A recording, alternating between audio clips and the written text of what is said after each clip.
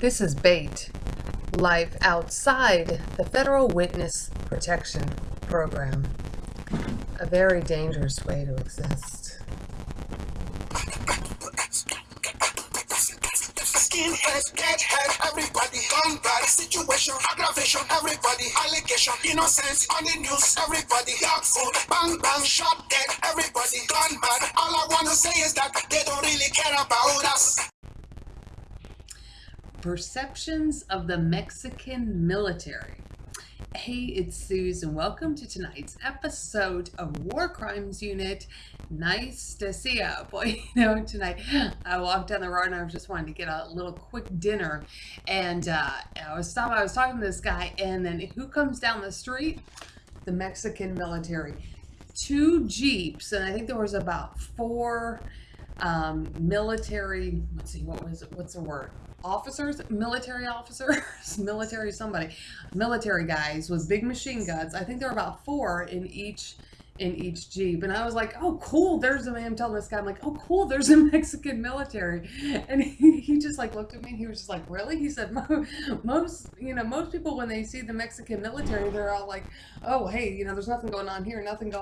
I'm telling you, I see the Mexican military and I'm like, whoo, boy, am I glad to see you. Boy, am I seriously glad to see you. Like, as a matter of fact, drive by anytime. Anytime you want to stop in anytime. If you want to drive by, you want to stop in, anytime, the door is always open, relatively speaking. I mean, when you got all these tipos malos, as they would call it here in Mexico, like all this, bad law enforcement, this whole police brutality thing. When you see people like the Mexican military, you're like, oh my God, somebody like me, it's like, oh my God, thank you. I'm so glad to see you. Thank you so much. And I just keep thinking to myself, oh my God, what can I possibly do for the Mexican military? What kind of job could I get with the Mexican government so I could be like, around the Mexican military 24/7, right?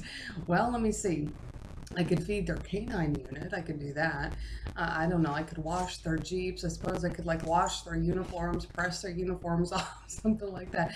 I can't cook. I'm not a very good cook at all, as you can tell. That's why I always go and eat out.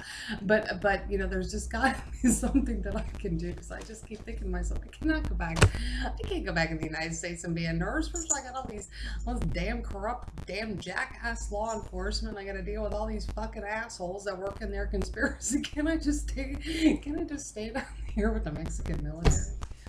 But boy, that's what I'm telling you. It was just interesting. My perception as a victim whose entire family is missing and already been murdered, and someone like me that's been kidnapped, had her 4-year-old get the shit kicked out of them, all kinds of damn crap all the time, all kinds of stalking crimes, like I said, kidnapping, what might be murder, or my whole family. I mean, when I see men that have these big ass machine guns, I'm like, you guys are my heroes. Thank you, Mexican military. That's why I said, just it's interesting, the different perception.